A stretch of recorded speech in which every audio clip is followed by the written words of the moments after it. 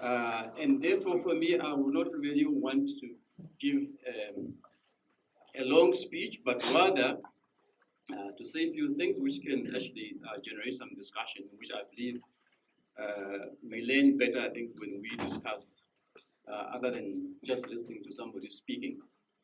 So again, thank you very much for NAS for inviting me to come and address this gathering. And we were welcomed, except I just want to say, please tell the Vice Chancellor that next time you invite me, not here in Kofa, I'm going to come again. So, but I don't understand you couldn't hear, but thank you for welcoming myself. So we are here to talk about the oil and gas, and particularly, I think, in terms of the fact that we just announced that we have discovered, we have made 2 discoveries. And as it was said, there were 2 discoveries that were made, one by Shell and one by Total Energy. Also to note that the one discovery that was made by Shell, it was made in partnership where Shell co-invested with Qatar Energies and NAMCO. Equally in the Shell one, we also got Qatar Energy and also NAMCO being co-owners of that. Now, historically, this has come at a time, I think, where exploration for fossil fuel has been happening in the country for the longest of time. Those of you might recall, you have heard about the Kudu gas. Kudu gas was discovered way back in 1974. It's a long back then. And since then, there has been some exploration, but nothing has been found up to now that we have made these 2 discoveries. And I think given the fact that we all know that the economy hasn't been really growing to the extent I think we all wish the economy to grow, this discovery obviously is a good news that cannot be scoffed at. It's something that can really transform the economy. Also, just to say, in addition to the 2 discoveries, you also know that we do have Recon Africa that is also exploring for oil. And I see that they are one of the sponsors of this event. So we are hopeful that they will also soon make a discovery which really propel us as an economy into some other category than what we are today. It was said, I think, the estimation for this resource, if you combine between Total and Shell, the Total one ranges between 200 to 300 million barrels. That's the Shell one, and the Total one could range up to 2 billion. So that is not really a small discovery. So it's a good discovery. And therefore, it's only right that after this discovery was made, a number of questions are being asked. For example, what will be the impact on the economy? Is this going to be, like people say, it's going to be a curse for us, or it's going to be a blessing? Are we going now to see fuel that's going to be cheaper because now we have discovered oil? And I think those questions are really pertinent, and only rightly so. People are asking these questions, and therefore for the economy. Now, in terms of the impact on the economy, there are various impacts I think that we can talk about. Obviously, we are going to get employment from the sector. We are going to get royalty that's going to be paid on the revenue which are derived from the oil. Currently, our royalty rate is 5%. We are going to get tax on that revenue, which is 35%. And also, there's a provision for additional tax on windfall profit that is negotiated between the government and the producers. So in that range already, there's really a good economic impact coming to the country through the state in terms of, as I said, either because of the royalty or because of the tax, and that is what is going to come towards us. Now, while I'm talking about the economic impact in terms of the taxes, there is also a question that is being asked to say, I did say, for example, that in all these licenses, NAMCO has got a 10% ownership. And there always has been a question to say, but how come we only have got 10% ownership in this resource?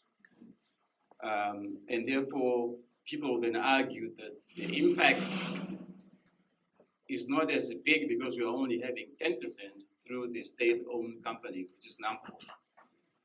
And we need to argue for more ownership. If you look at it, it sounds like, yeah, I mean, if you're only getting 10% out of 100, you're not getting much out of it, are you? But we need to start looking at this issue also differently. As I said, first, what benefit do you get when you own something in terms of a company? The ownership can only reward you to pay you dividend from the ownership that you have got. You produce something, you get revenue, you have got your cost, and the difference between your revenue and your cost is what is remaining as a profit. And as the owner, then you get then the dividend if there's enough profit being declared for you to get your profit.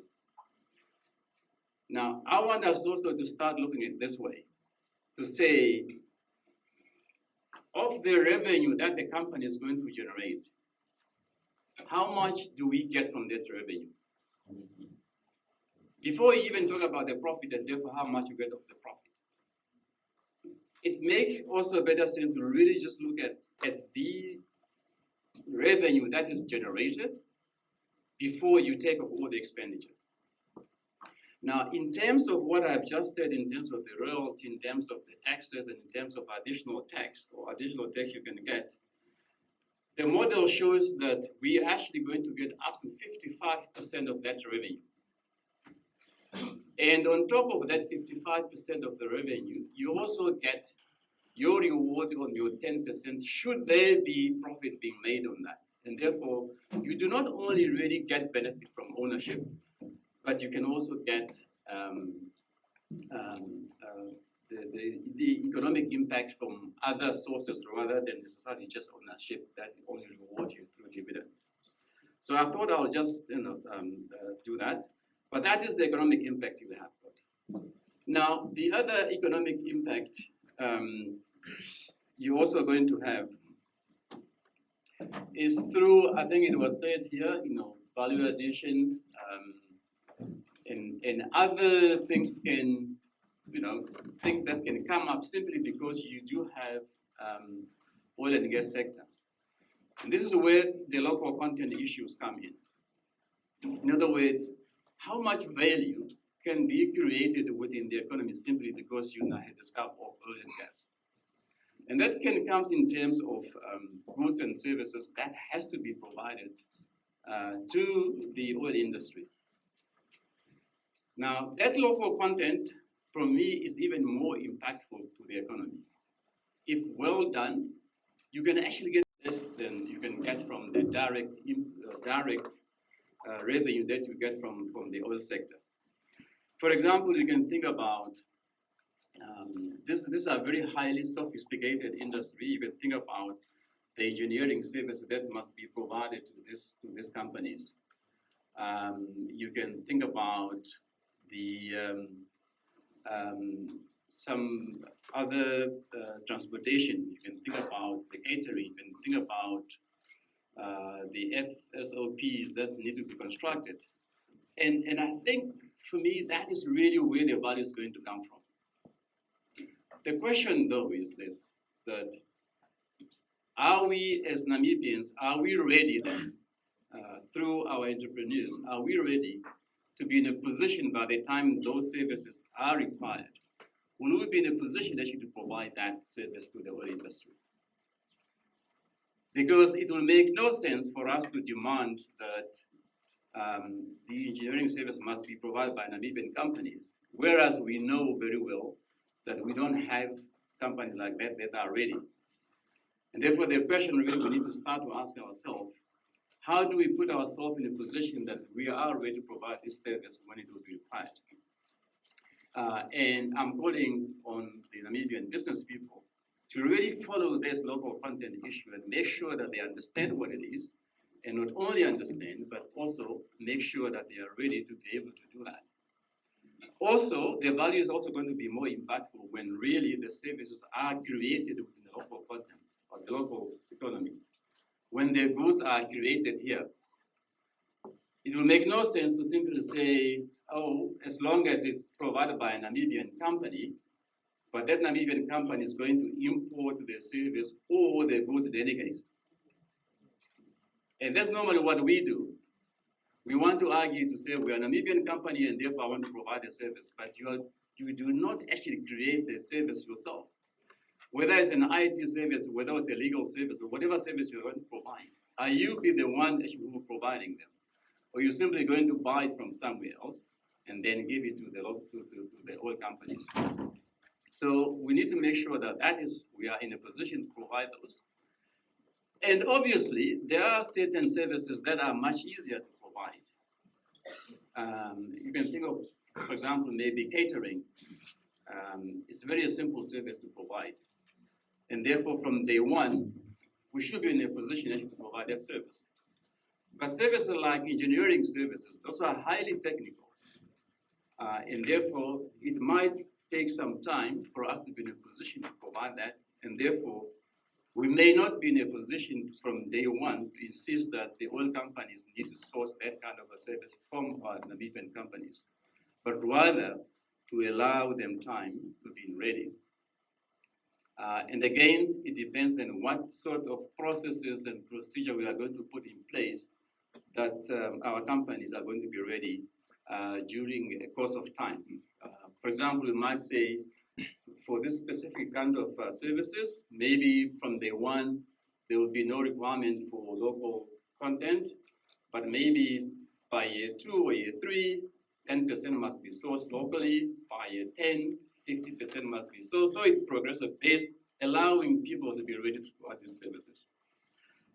So that's very, very, I think, important, and I think most of the value is going to be created through that local content system.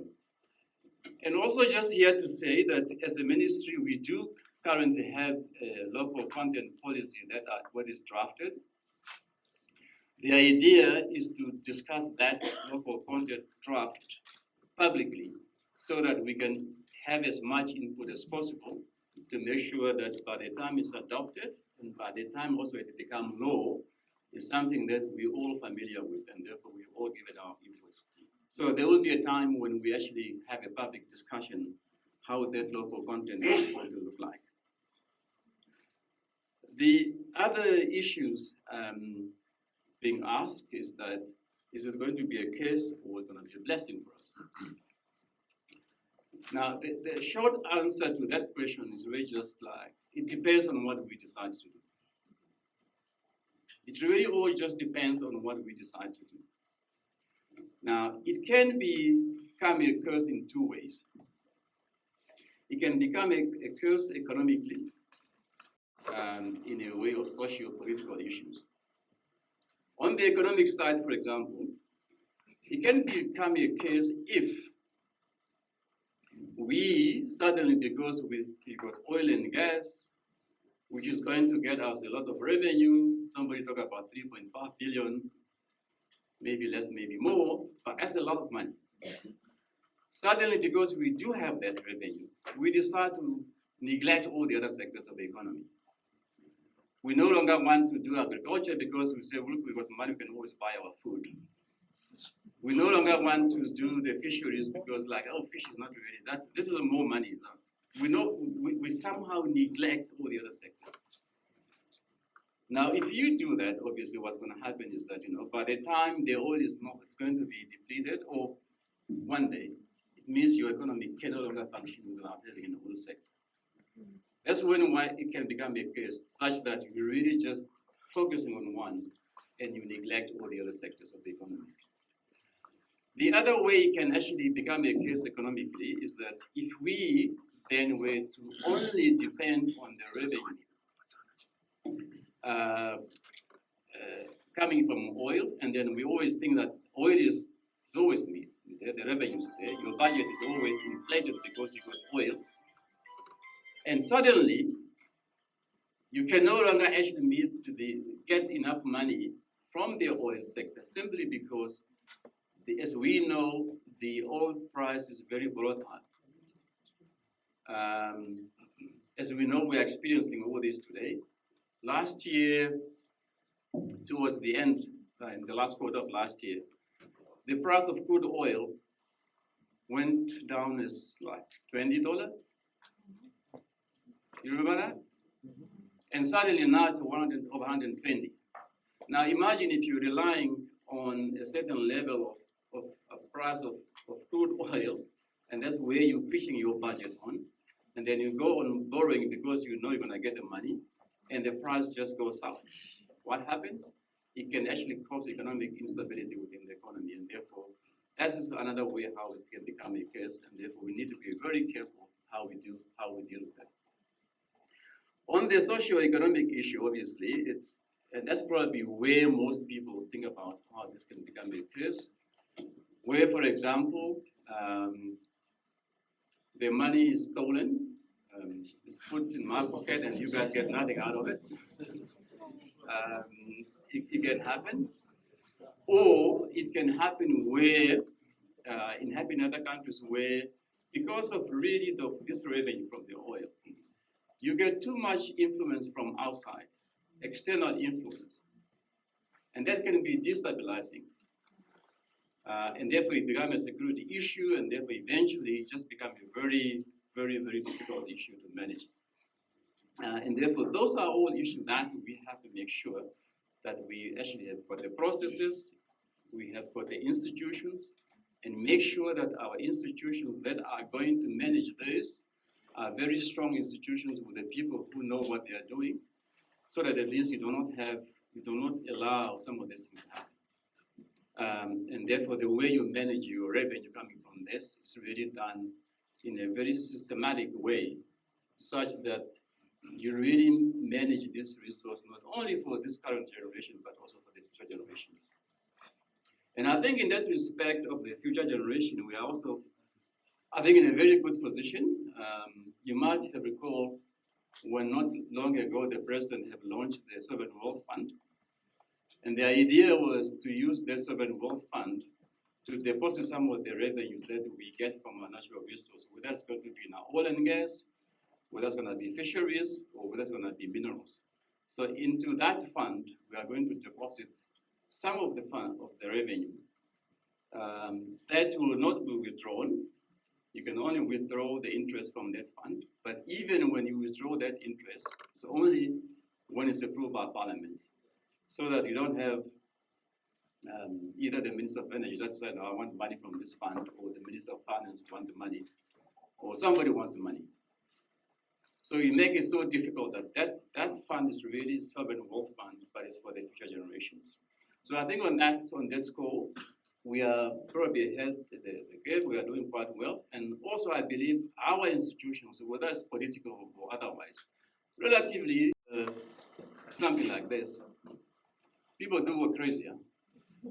We go crazy. Suddenly I'm like, this is... So we do have the process, but we need to make sure that we continue to build on those strong institutions to make sure that we do not fail to manage this resource. The other question being asked was that now that we have got oil, we discover oil, are we now going to have cheap fuel? Is petrol and diesel going to be cheaper because we got oil? Yes and no. You see, having crude oil is not the same as having fuel. Totally different product. So you need to take the crude oil, refine it, and when you refine it, obviously you incur cost, and therefore the price of that fuel will depend on your refining cost. Number one, on your production cost, plus your refining cost. That gives you your eventual price for fuel. Now, if it's going to be cheap, it's only because if we now have a refinery, if it's going to be cheap coming from your own refinery, it's only if your refining cost and your production cost is lower than anywhere else. If it's not, there's no way it's going to get cheap. And when it's also deep water production, it's much more expensive than the people who, for example, in Saudi Arabia, where the oil is onshore and it's not really so much deep, and therefore the extraction cost for that oil is much cheaper. But when you have to get it from deep water, I don't know whether you know how deep it is. I'm told from the water, the top of the water to the sea bottom. You're talking about 3,000, sometimes 3,000 meters. That's 3 kilometers. Just from the bottom to the floor, and you must still again drill another 2,000 meters, another 2 kilometers. So it can range between 5 to 6 kilometers to get where the oil is. Now you can imagine the production cost in that arrangement than somebody who's actually putting it onshore and not so deep, probably a kilometer or less or shorter than that. So in itself, just having the oil discovered, it does not follow that it's going to have cheap fuel. It's really going to depend on what it costs for you to refine that.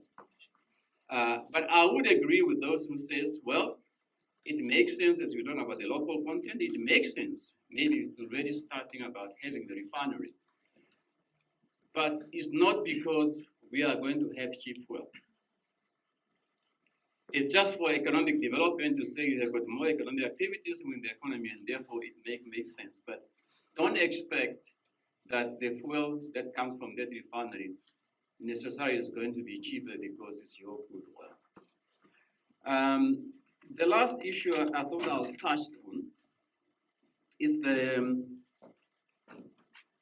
the issue to do with the energy transition. As we all understand, the climate change issues is really a global discussion. The globe is heating up, and we all need to do something about it. And there's a movement then to say, let's all embrace more renewable and not do too much of the fossil fuel. In other words, let's forget about coal, for example, energy coming from coal, energy coming from oil, and just have solar and wind, for example. And I think there's no one who is against that. I think we all agree, because if we don't have a planet, even if you got your oil, we're going to live. So it does make sense that we should really have an energy transition. But we also say that this transition has to be a just transition. It cannot be correct for the developed country that has developed because of the very same resources we're talking about. They develop their economy to be in a better position to also then deal with the energy transition issues. And when they are doing that, they can do it faster because they got all the revenues. Suddenly they tell you to say, no, don't use your coal or don't use your oil because it's going to affect climate. I think that's really not a fair way of doing things.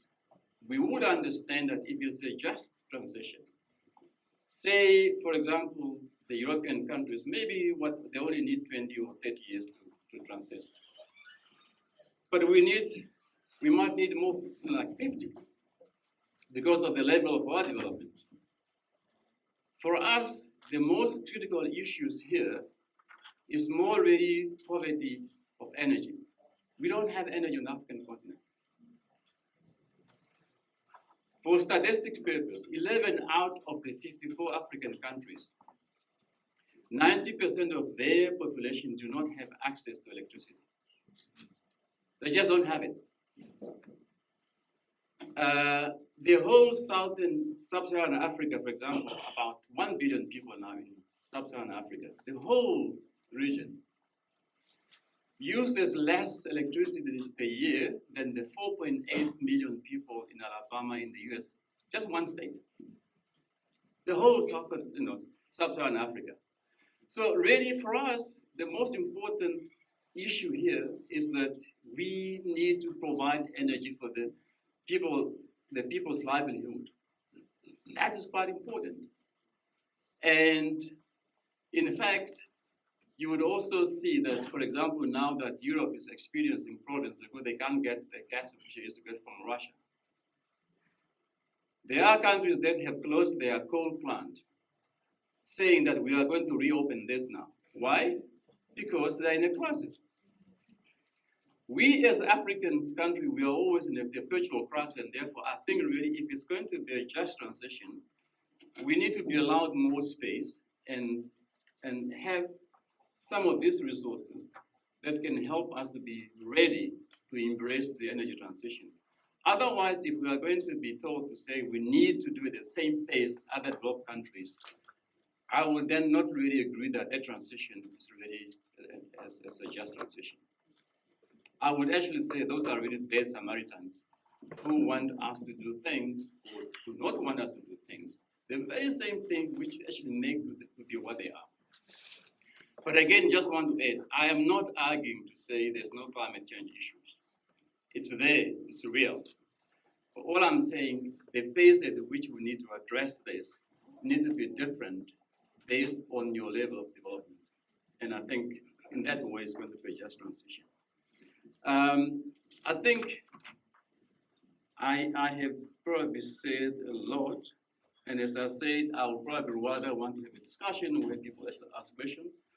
And again, once again, thank you very much for inviting us to come and share this evening with you. And I will look forward to the interaction. So thank you very much.